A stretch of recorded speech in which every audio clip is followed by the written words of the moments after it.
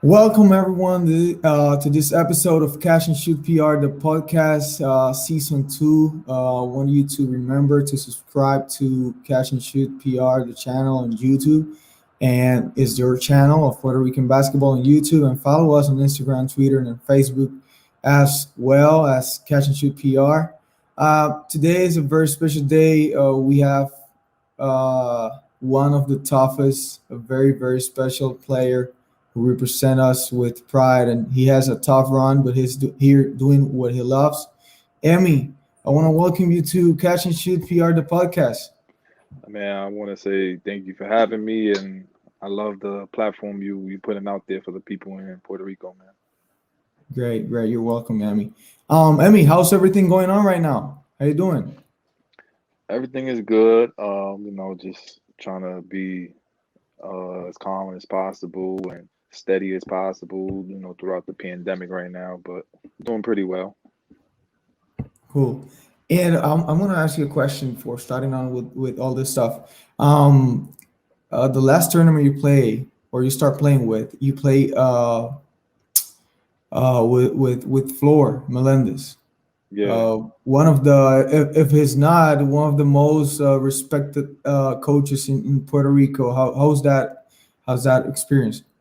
It was great. Given a chance to play for a coach like that. He brought me in, and he believed in me, and you know. I wish I could have done better for him because you know how he is as a person off the court is unbelievable, and he's a great guy, and he's someone you could always talk to, and in that short time I was with him, I got to know him a lot more. Cool. Emmy, now I want to start up with a segment called Emmy Growing Up. Um, Emmy, you grew up in the Bronx, right? Right. When was the first time you grabbed a basketball? I was probably around like 10 years old. I was 10 like years old. 10 or 11 years old. That's the first time I grabbed the basketball. And you play any sport as a 5, 6 years old, or No, I didn't play no other sports. I was always, in the house playing games and stuff. But then when my mom started letting me go outside with my older brother and watching him play basketball and stuff, so I gravitated towards that. So I was like, what, I wanted to play too, and then that's how I started playing. cool. And Emmy, how tough was growing up in Bronx? For me, I could speak for myself. It was tough, single parent, three kids, three boys. So you got a mom trying to raise three boys without no father in our lives, and it was tough for her. And growing up in the projects makes it even tougher because you growing up in poverty where things are always going bad. Gangs, guns, all this violence going on. But I didn't want to use that as an excuse to lead me to the wrong things in life. Yeah, Emmy. 2012 was a tough year. I was reading an article and I read a lot of stuff, and it was really tough. And can you tell me that story about 2012? 2012, my rookie year in college, everything going so great. I had a great year. Then right after my season, my brother passed away due to the streets, and when he was killed, that made things even 80 times harder than what it was. Then having to see my mom suffering, losing her first child to the streets, having my little brother who was 11 years old at the time, he was struggling, going to school, so a lot fell on my lap at that time, and I was only 20 years old at the time. So it was a lot for me to To uh, handle. take on and handle at that moment. But I try to do the best I can, help my mom keep her head straight, taking my little brother to school. He was actually living with me in college. I had to talk to people in my college to let my little brother live with me in college, and that's not allowed at all to have a 11-year-old living with you. Wow. So it was very tough. Yeah, because I read that that your brother he left school at he dropped school 14 years old something, right? Like he felt like he was to be the responsible to take care of your family since you don't have your father with you guys, and that's what happened, and he took that Yeah, path. yeah. He left. He dropped out of school. He didn't even finish ninth grade, but he got to ninth grade, and he was about 14 years old. And then he started, making money. Uh, the way you're not supposed to be making money, put it that way. And he felt that that was the best way. But me older now is not. But things happen in life, and and that's why you sometimes you need that good circle and that good people around you to guide you towards the right way. Yeah, and I remember there's a quote that you said those times that you said that when he just entered the door from your house, he like left all the stuff outside outside of the house, and you just worry about your family, and keep you growing, and make you focus on what you on your basketball stuff, right? Because basketball, like what time do you set like, okay, basketball is going to be my path, I'm going to try basketball to be my way out? Um, when I was in high school, uh, It was I Rich, right? Rich, I Rice. went to Rice High School, who was at the time was the number one power high school in New York City. And till this day, I don't know how I ended up there, but I ended up there, and people were doubting me, saying I was too small to be going to that school, or I wasn't ranked high enough, or whatever. And I went there, stuck it out, got better, got stronger, got was always coachable, and things worked out in my way. And from sophomore year, getting D3 schools to my junior year, started getting a whole bunch of D1 schools, and that's when I knew, all right, I can go somewhere with this. And how what schools do you remember you got At that offers? time, my first offer was Fordham University. Then I started getting Drexel, Penn State, Oregon State, uh, all the schools in the MAC conference, Hofstra, uh, Rhode Island, Did you get from and Iona? Iona. Iona was one of the schools I visited because I wanted to stay close to home. Okay. Yeah, And how did you finish on Manhattan with the Jaspers, right? yeah. So I graduated high school 2011 and graduated college in 2015. I won in college. I was My first year I was MAC All Rookie Team. My second year I was All Team, All MAC Team, first team. My third year I was All MAC Team again, and I won a championship my third year. Went to the NCAA tournament, and we lost to Louisville by like five. Then my fourth year, I was first team unanimous decision. Then I was All District second team, uh, and we won the championship again. And we went to the NCAA tournament again that year. So I got two championships. Cool. And how's that vibe with the fans in college and all that stuff? Oh, that's something I cherish forever because in high school it was cool, but college is different. And you got a lot of young guys, you got a lot of alumni, you got a lot of people watching on TV, especially like playing on ESPN, and then winning the championship and playing in the NCAA tournament took it to a whole nother level. So that was a great experience for me. Cool. And you play at the Barclays Center, right? I In played at the Brooklyn, Barclays Center three times, and I three played in times. Madison Square Garden one time. How do you feel about it? Like, you're playing a big stage, history on it. We played Fordham University and the Barclays. I won the MVP in that game. We played against South Carolina. They beat us, and we played.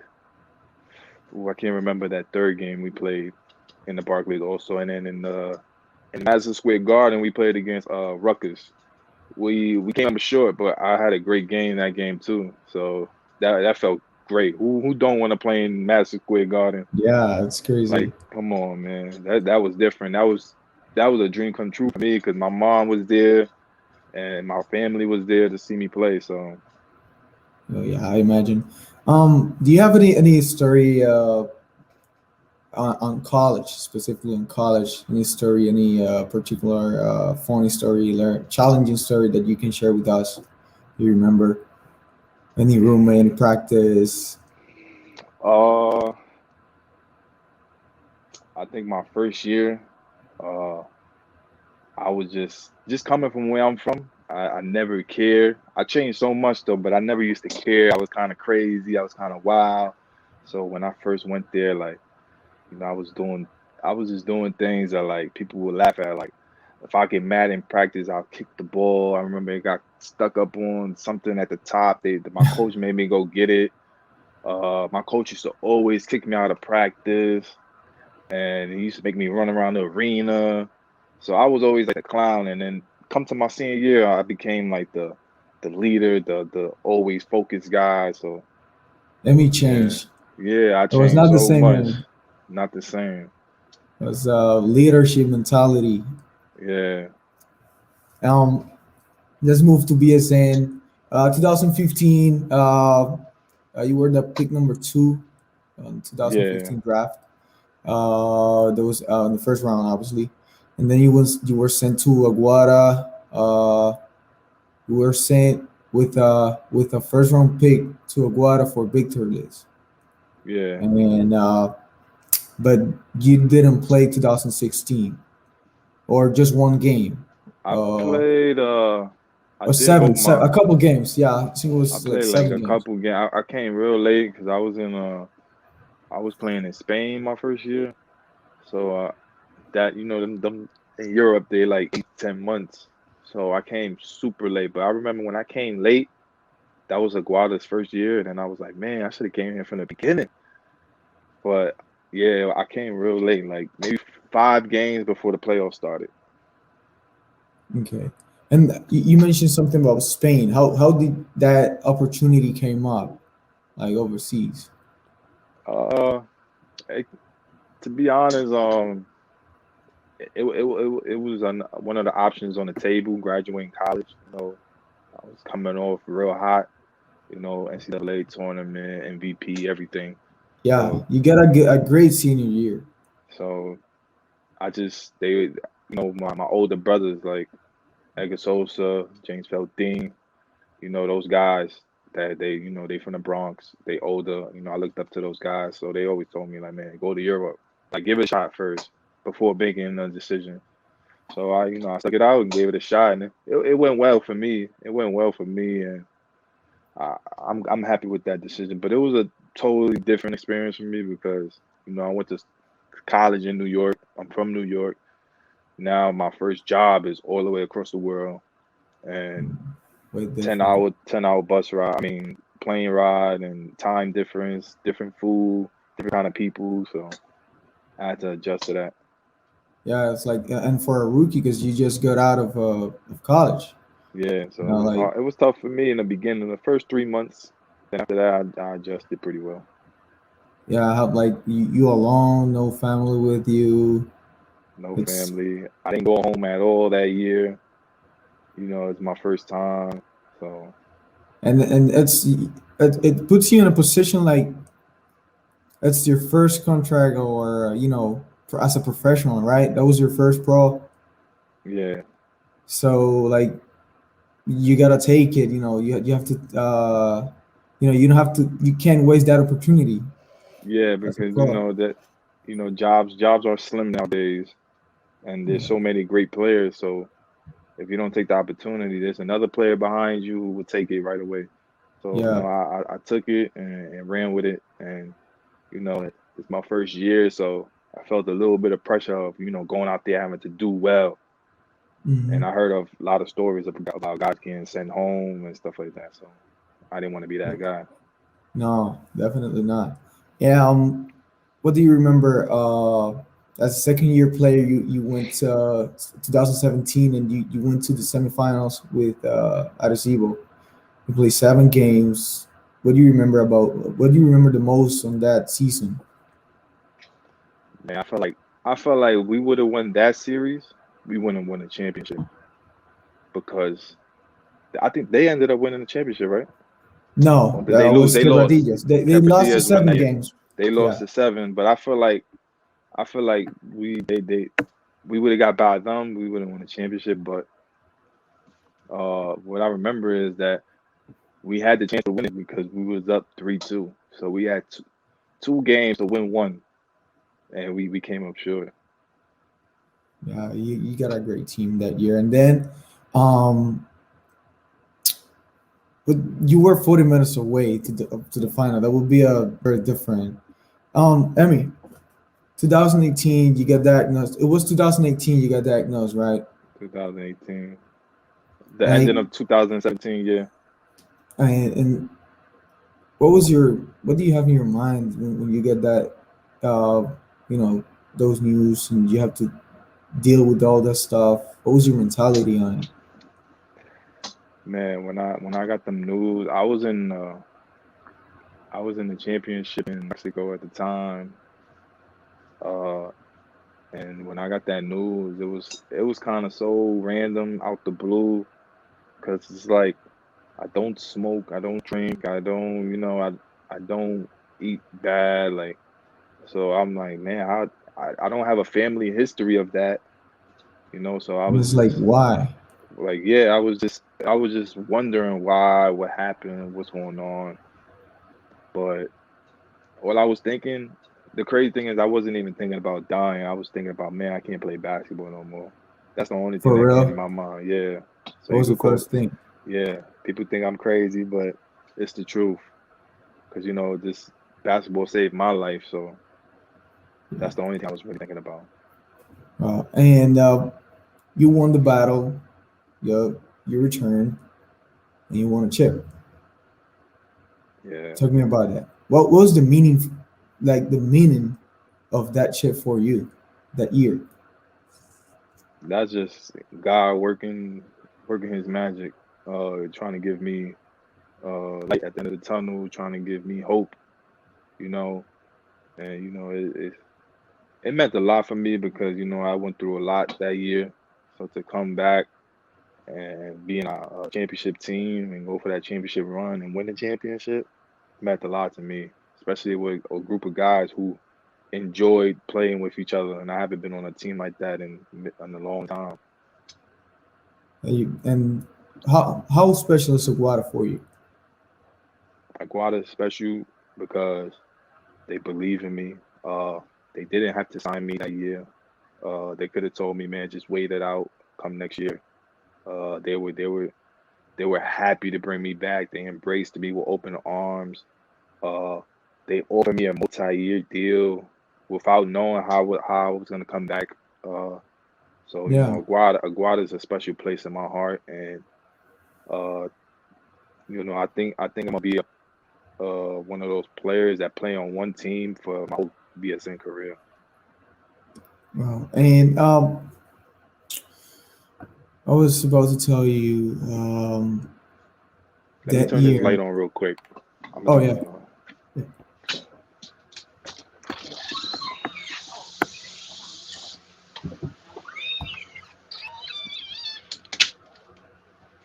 Yeah, sorry about that.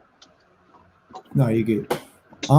Back in November in the bubble, that was crazy. That shit was crazy. You played Yeah, 5 games, 5 days. How many flights? Four, right?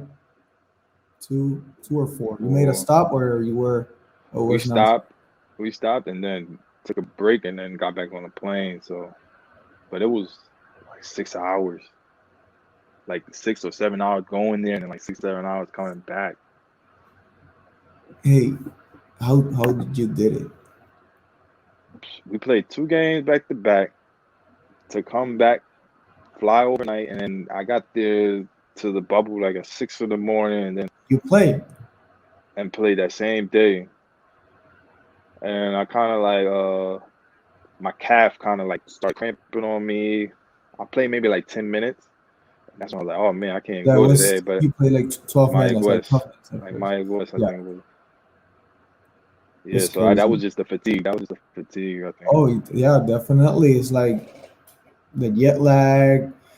That's crazy. It was November 29th, November 30, December 1, 2, and 3. And then we had to play Bayamon, who was the hottest team in the league Yeah, the following day. And then my coach was telling me, man, if you don't feel well, don't play.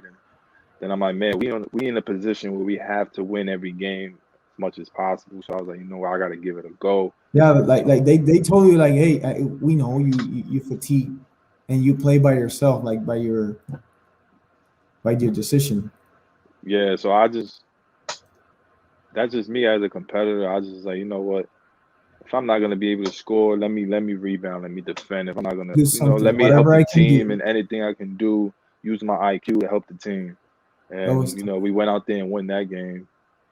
And then last game, I don't remember who we played at. San Germain, San Saint Germain. Germain, Saint Germain For yeah, to and there get was to, that was to crazy. Yeah, that was like you were guys fatigued that last game, and that was all what happened. Like, or because you were winning like by 6 or something in the last 2 minutes, and then yeah, they made a run and they took it. yeah, That yeah. was crazy. They got us at the end with that one.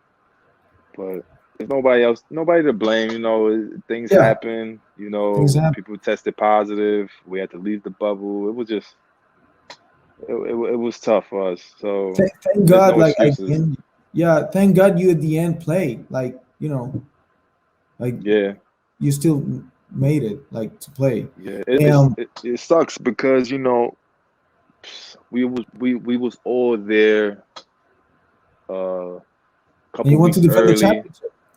We were all there a couple weeks early, and we were all practicing so well. We were clicking, and then to go tell us to leave the bubble and quarantine and not practice, run, play, nothing, be stuck in a room for 10 days straight, and then come out and play right away was tough for us.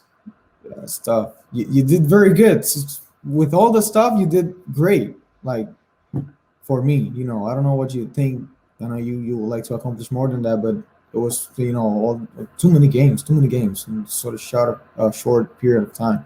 Um, Emmy, 2018. Let's say not 2018, or when you play in the BSN, what chord you can say like is more hard to go and play like as a guest.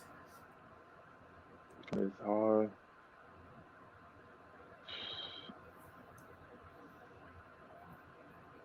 Probably Guayama. Guayama? Guayama, I think. Sometimes it's just that drive there, and it's just so flat. It's so flat. Like it's one of those games where we like, oh man, we gotta play Guayama here. Like And you are thinking about driving there. driving there, the fans sometimes it's like, and Yeah, I and got you. yeah, I think Just Guayama. about the drive. No, just about the drive. Yeah, What are you expecting for this upcoming season in summer? this upcoming season, I think the league is gonna.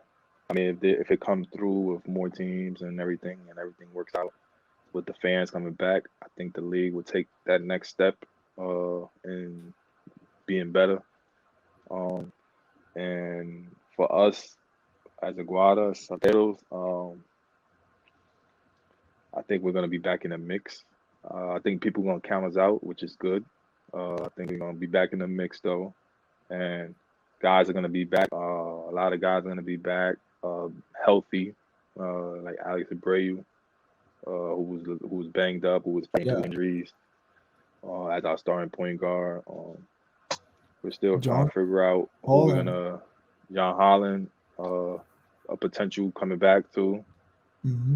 Jonathan Rodriguez, who's been playing good basketball right now. Yeah, Um, KJ is always gonna be KJ. yeah, Um, we still don't know who we're gonna bring in as our bigs. We got Gilberto Clavel still. yeah. You know, we got some pieces, man. We got Chris Brady, who's gonna be there from the beginning. Great, Um, yeah, we got some pieces, so I think we're gonna be good, real good. great.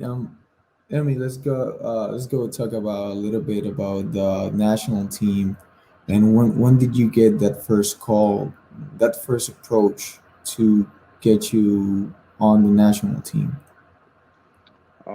It kind of worked out for me because that first time I did a full BSN season was with Eddie as my coach.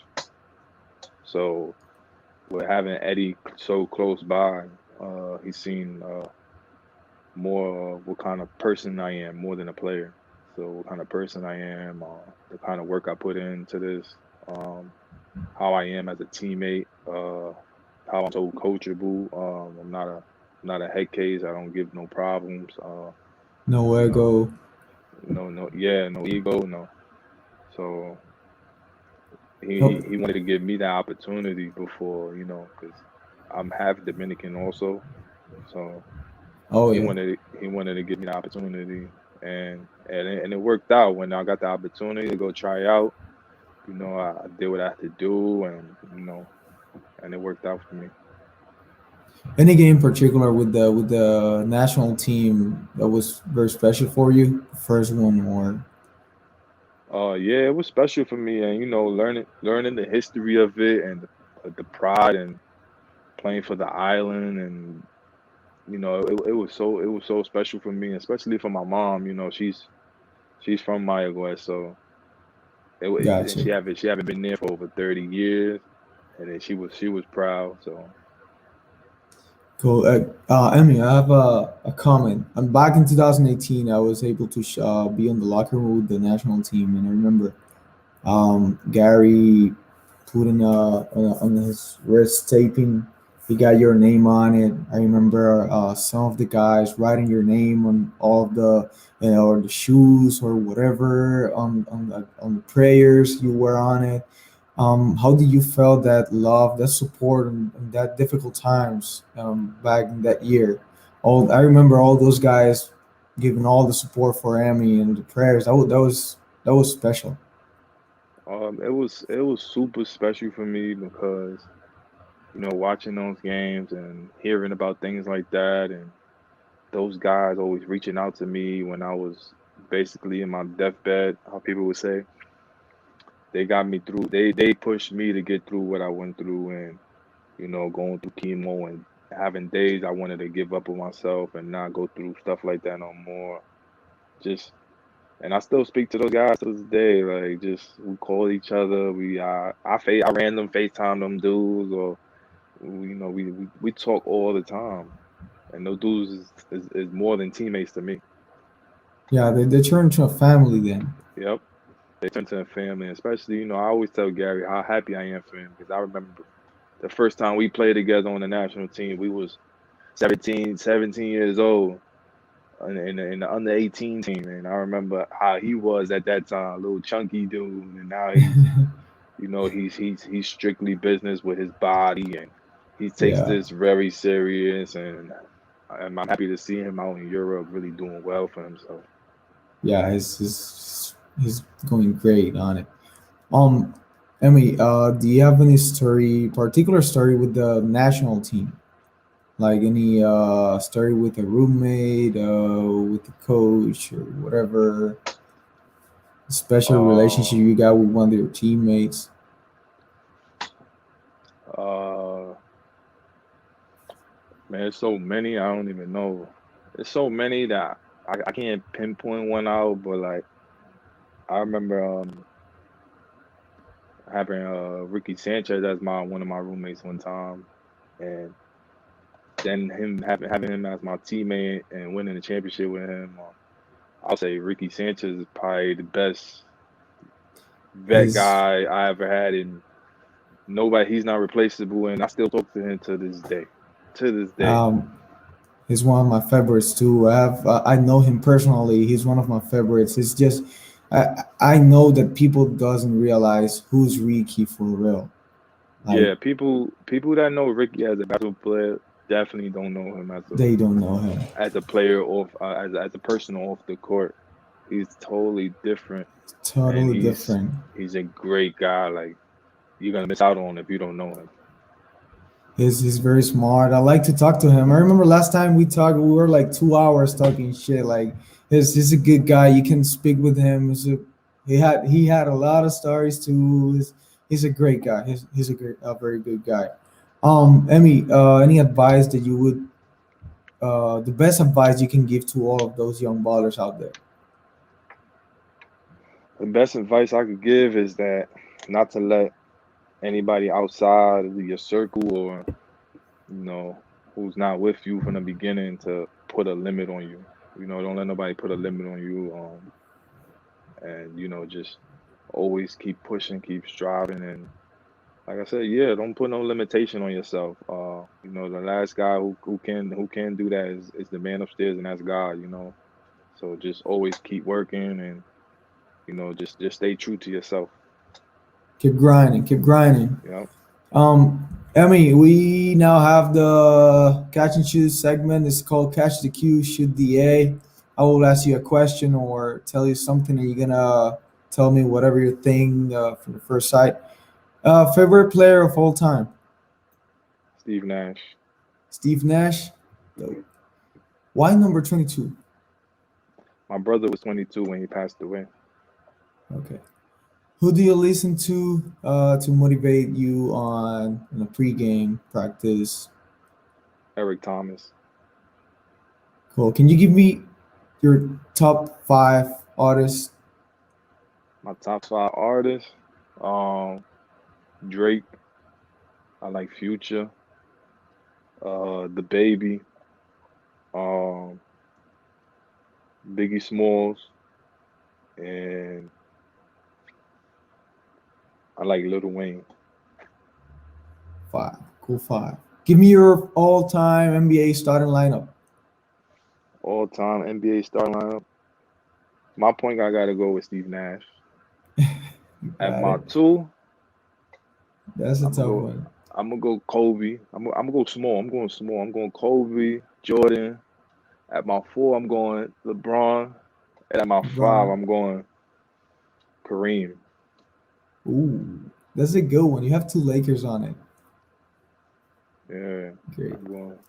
Funniest teammate in BSN or national team? Who's your funniest teammate? Funniest teammate.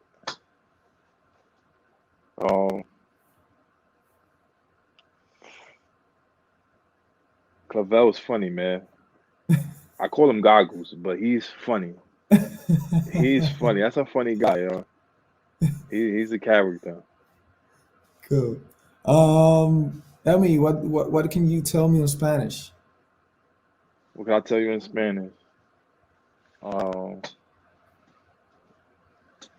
Te quiero decir las gracias por tenerme aquí.